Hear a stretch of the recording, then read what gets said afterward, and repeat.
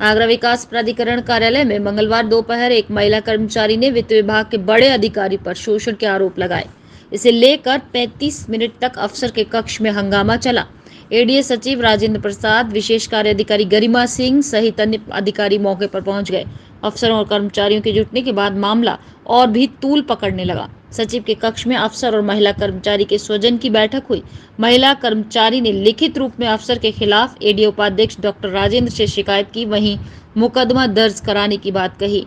शास्त्रीपुरम निवासी एक युवती को 5 साल पूर्व एडीए में मृतक आश्रित पद पर नौकरी मिली थी। लंबे समय तक प्रधान कार्यालय में तैनात रहने के बाद 2 माह पूर्व लेखा विभाग में ट्रांसफर हुआ। वित्त विभाग के बड़े अधिकारी के कार्यालय के ठीक सामने महिला कर्मचारी का भी ऑफिस है। मंगलवार दोपहर महिला कर्मचारी ने आरोप लगाया कि वे किसी कार्य से अफसर के चैम्बर में पहुंची, जहां अफसर ने उसका हाथ पकड़ा और अपनी ओर खींचने का प्रयास किया।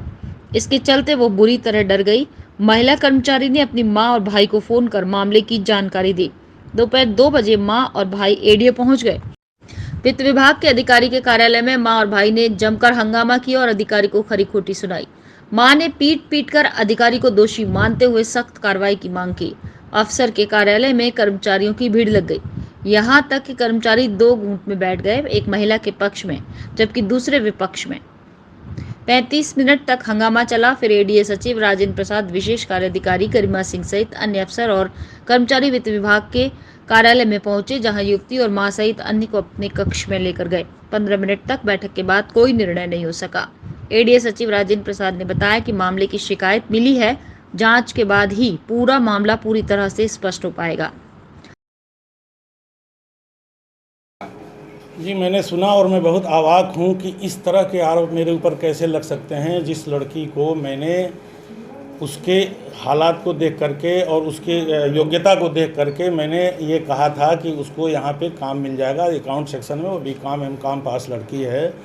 और मैंने ये उसकी कहानी हमारी जो स्टाफ ने बताया था कि उसके साथ बहुत पहले कोई एक ट्रेजेडी हुई थी और उसको यहाँ पे कुछ काम अच्छा मिलेगा, तो मैंने यहाँ रखा उसको।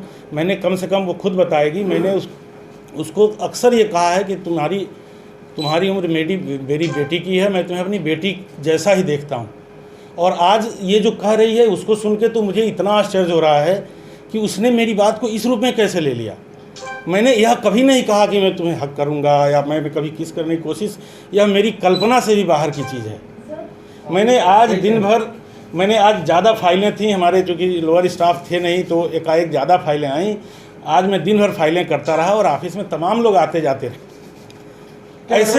ऐसे में इस तरह से कोई कैसे कर सकता है। मेरी इतनी लंबी उम्र हो गई, 22-23 साल की सर्विस हो गई, इतना क्लीन मेरी इमेज रही है। मेरे स्टाफ के आप लोगों से और लोगों से ही बात करके देख लीजिए, मेरा व्यवहार किसी के प्रति, और भी लेडी कर्मचारी हैं, शमीम है, गुलाटी मैडम है, मैंने कभी किसी के साथ इस तरह की बात मैं सोच भी नहीं सकता।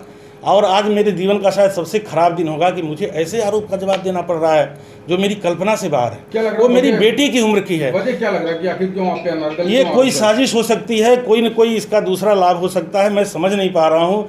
बल्कि उसकी शादी तय हो गई है, मुझे पता है, वो मेरा ट्रांसफ़र चाहती है। उसके लिए मैंने खुद सिफारिश की वीसी साहब से कि सर उसके ट्रांसफ़र के लिए आया है, उसका रिकमेंडेशन करके भेज दीजिए, वो चली जाए, सुखी रहेगी। उसका जो फियांसे है वो शायद मेरठ में काम करता है बिजली विभाग में। तो मैंने हमेशा उसको सपोर्ट किया। जब भी मैंने उसकी तबीयत ख़राब होती रही उसके बारे में पूछता रहा। 2 बार उसको पैनिक अटैक हुआ, मैंने अपनी गाड़ी से उसको भिजवाया। मैं उसके अंदर अपनी बेटी की ही शक्ल देखता हूँ।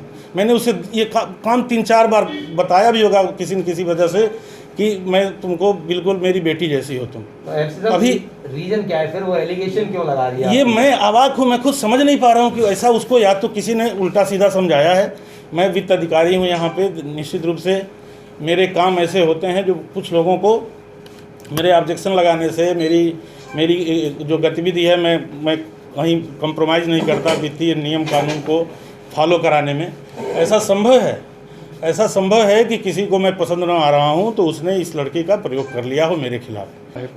मामला ये है कि यहाँ पे हरस किया गया था मुझे कि अभी 4 दिन पहले, इससे पहले कॉम्प्लीमेंट्स दिए जाते थे। That time I was like कि चलो ठीक है, इट्स ओके। लेकिन जब 3-4 दिन पहले सर ने बोला कि I want to hug you, मैं तुम्हें FC सर। नाम क्या? सिद्धार्थ शंकर त्रिपाठी। क्या बोले? मैं तुम्हें गले लगाना चाहता हूँ। फिर आज जब आज आया तब आज उन्होंने बोला कि अपना हाथ दीजिए, और फिर उन्होंने मेरे हाथ पे किस किया। देन उसके बाद जब थोड़ा सा उन्होंने ये बोला कि अपना मास्क नीचे करो, देन उस साइड वो थोड़ा अपना मुंह ऊपर कर रहे थे ताकि वो किस कर सकते हैं। तो फिर उस टाइम पे मैंने बोला कि सर ये बहुत ज़्यादा ऑकवर्डनेस है, ये वो मैं ये कह के चली गई। फिर मैंने अपने कर्मचारी को भी किसी को इन्फॉर्म किया था, जिसका मैं नाम आगे नहीं लाना चाहती।